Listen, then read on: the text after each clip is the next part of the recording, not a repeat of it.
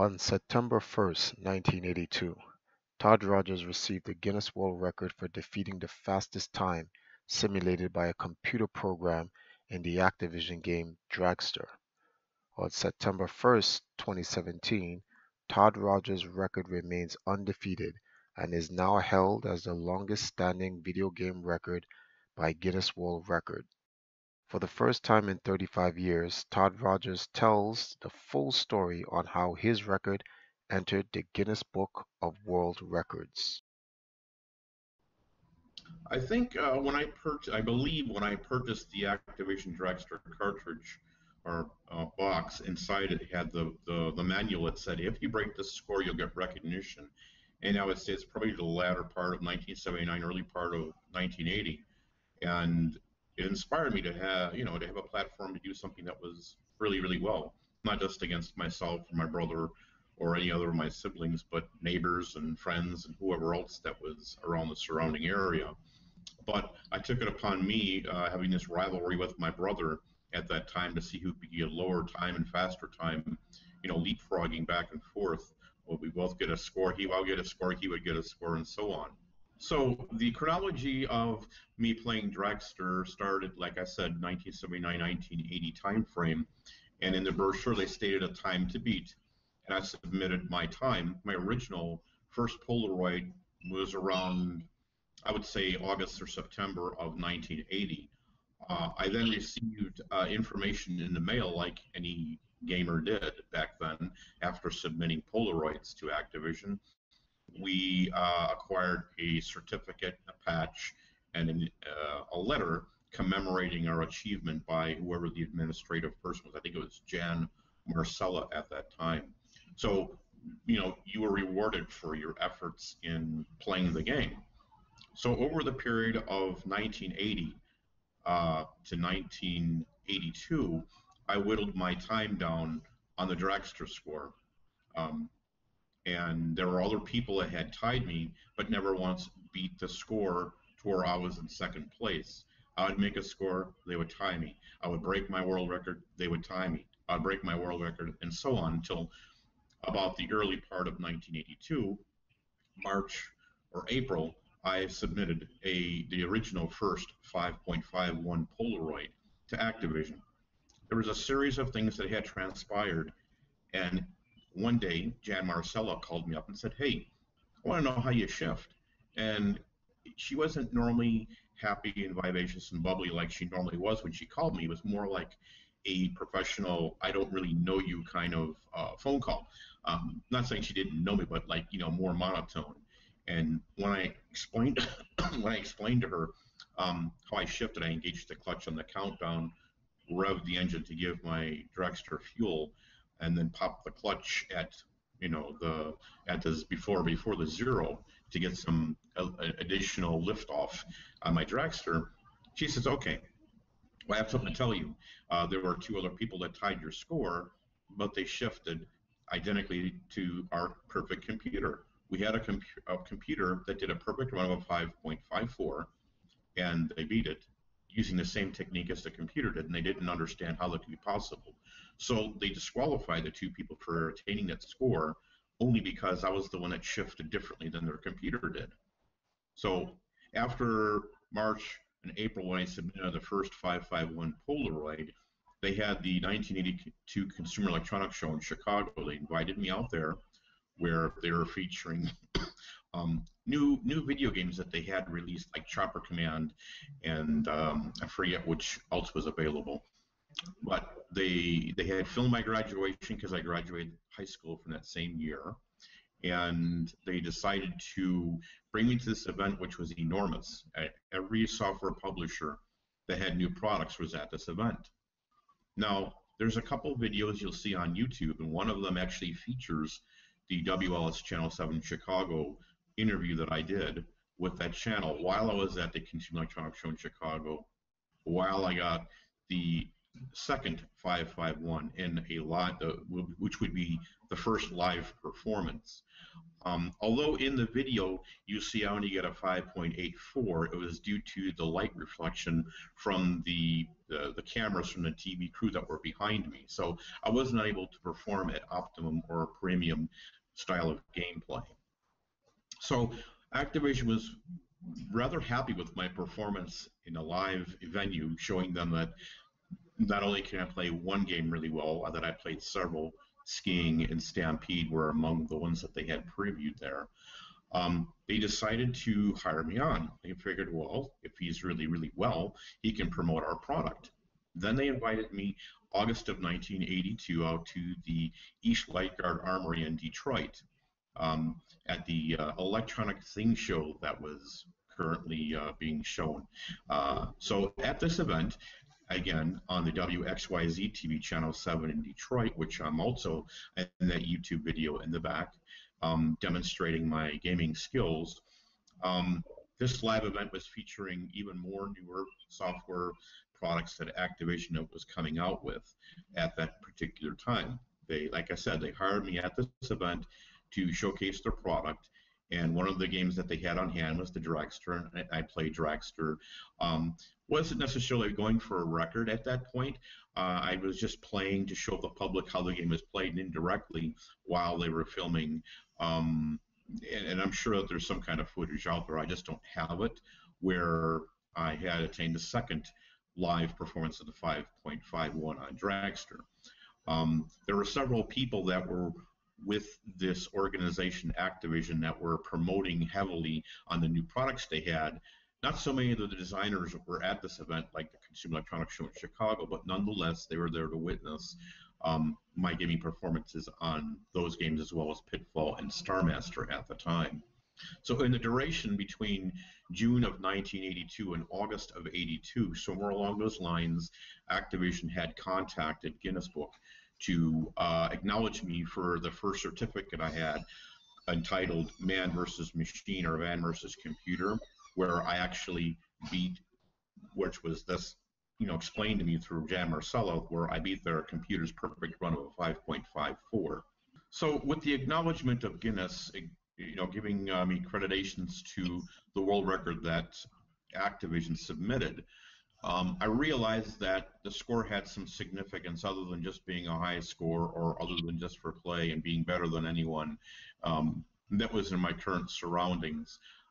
Guinness added accent to the idea that I did something that was really beneficial and really important to the gaming community, because a lot of times the media would pounce on gamers like myself that we were wasting our lives and video games wasn't really evolving that much. Little did they know. But in doing so, Activision was a very embracive company to work with. They led me to having jobs with other software products, Suncom Corporation, that developed joysticks for the Atari 2600. I did an article in How to Master Home Video Games book by Tom Hirschfield, sort of explaining on several of the ways or techniques that I use to shift my Dragster. There are several ways to shift. One being engaging the clutch on the countdown, and another, popping the clutch at the end and coasting. One revving the engine or the throttling the gas at the end before you complete your race. I mean, there's so many different possibilities, but I just gave one example in the book at how I shifted. And by doing so with the Dragster, making that record and being acknowledged by Guinness, it opened up a lot of doors for working for other companies like Nintendo and Sega, and being in magazines like Joystick Magazine. And so you can see the happenings, everything that unfolded as a result of just starting with Dragster. Anyways, as a result of my video game expertise, I was elected to be a part of the U.S. national video game team. Myself and my late brother Scott Rogers, in 1986, we went to the Consumer Electronics Show in Chicago, and the AMOA show that was also in Chicago. And we were a part of a team that would go in. We would find a company if they're running contests on games and totally obliterate any of the the contestants' scores or times. It was really, really amazing. It was like the old fight, the gunfighters at the OK Corral. You walk in and no one's prepared. You have gaming developers, designers, and then you have the general consensus of the people that are in the gaming industry. They weren't really, hardcore gamers like we were, but that's how the story of the U.S. national video game team started for me. Steve Harris, who started Top Score magazine, which morphed into Electronic Gaming Monthly, I believe. He was the one that came to me and said, "Hey, we'd like you to be a part of the U.S. national video game team. We'd like you to go on tour with us, go to different cities, go to different events, and just represent what true gaming is about and how dedicated gamers are." It's like any other sport. You don't just walk up to a joystick or a console and be immediately number one. You have to work at it. You have to establish patterns, timing, and reaction, and good game analysis to be good at what you do. And like I said, in doing so, you're rewarded with the benefits of winning contests or representing a team that was prestigious, where you would go against the general public across the country and actually prove your ability that you were better than they were. So in 1999, I gained access to a personal computer. Not that I didn't have them in the past. It was a lot different. I had, the Atari 800, the Commodore 64, an IBM 160, I think it was. Fast forward to 1999, the computers were a lot more developed and in depth than they were in the 80s. So I decided, hell, I didn't even know what a search bar was. I had been shown what a search bar to Google things, or the equivalent of Googling, and I put my name, Todd Rogers, in, and strangely enough, I see Todd Rogers, Gorf, Twin Galaxies, and I'm like, what's this Twin Galaxies? Oh my God, they got my recognition for Gorf that was back from 1982. This is really, really, really incredible. So I reached out to contact Walter Day through the number that was provided on their website. And in thus doing so, I says, Mr. Day, I have more world records than just one. I have so much material that you can work with. What do you want me to do with all of it? And he says, well, make copies, make a lot of copies. So I think he was meaning make a lot of copies because of the referees and the people that were involved with Twin Galaxies back then, so they could review my material. So I went out, I bought a Xerox machine. I made copies of every magazine that was published in, and I made copies of every radio program. I had a 5-pound copies of all the newsletters, all the magazine print, and I had a 5-pound box to send to Walter Day of just material. The only thing is I had to do it in triplicate because I had to send it to him and 2 other referees at the time that were reviewing the material to qualify me again to be acknowledged on their website of Twin Galaxies. I decided to reach out to Walter Day to get his take on the record with Todd Rogers. Many, many years ago, when Todd brought his score on Dragster to us, it was not adjudicated by Twin Galaxies. It was a score that had been dealt with by Activision, and then, if I remember correctly, was accepted by Guinness.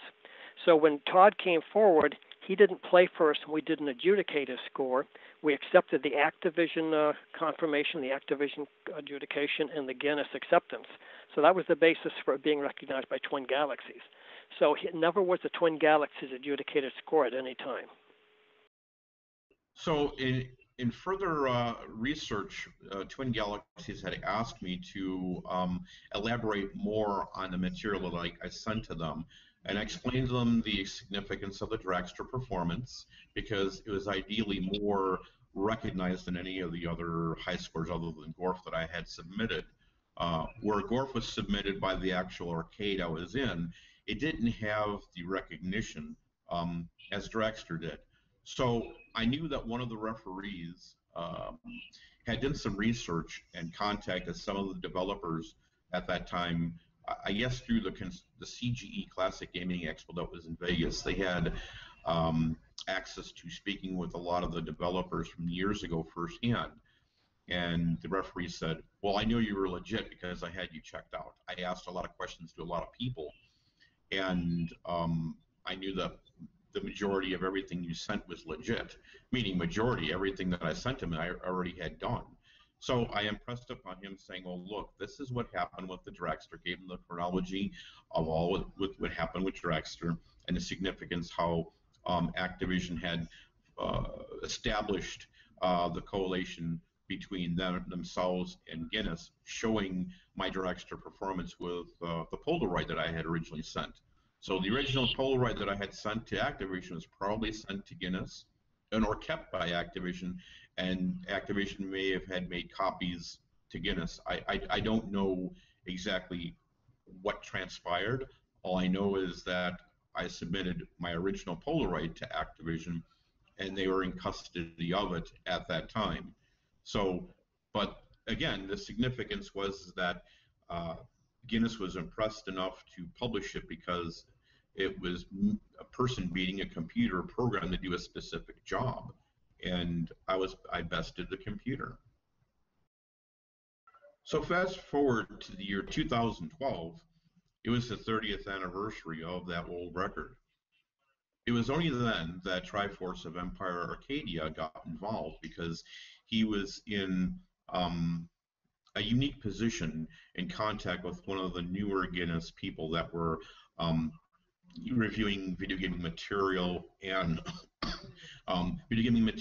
other video gaming stories that were felt important by Guinness. We shown the proper material at that time to Guinness that my record for Dragster was acknowledged 17 years earlier, or in 1982, it was recognized by Guinness originally for Man versus the Machine, or Man versus Computer titling. So Guinness decided to have a second certificate made up for the longest held video gaming record. So Guinness was impressed with this. They published in their book, finally, after 4 years of lobbying to them, they published the longest held video gaming record on Dragster for the 551 acknowledgement. So here we are, September 1st, 2017, the 35th anniversary of my Dragster World Record. I want to thank the Guinness Book World Records for acknowledging feats like this, because it inspires gamers like myself to do the very best. Although gamers years ago were always shunned by the media, I think that the outlets in the current standards of gaming today shed new light on gaming and gaming competitiveness and bringing out the best in one gamer. And it's platforms like the Guinness Book of World Records and the Guinness Gamers Edition that give inspiring upcoming gamers, or gamers that have been around for many years, to showcase what they've strived so hard to make over the number of years that they've played in games. So again, thank you, Guinness Book of World Records, for acknowledging us gamers. Over the last 3 decades, gamers have been able to master games at levels beyond the creator's programming. They create special techniques that enable them to do what the computer opponent is not able to do, because they are bound by the parameters of its limited programming. Gamers, however, are not always bound by these rules, which is why champions rise to the challenge to do what many feel is impossible.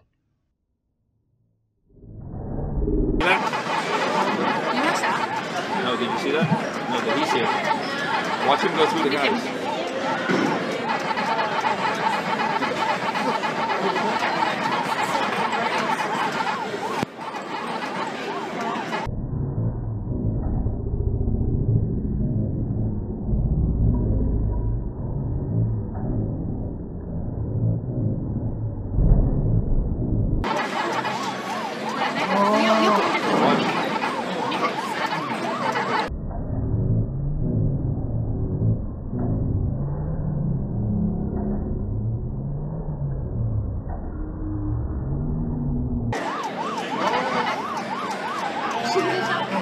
Keep watching.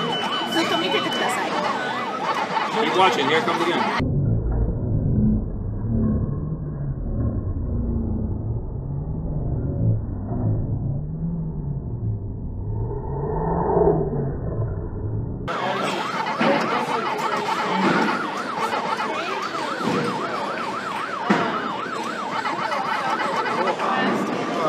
That's back.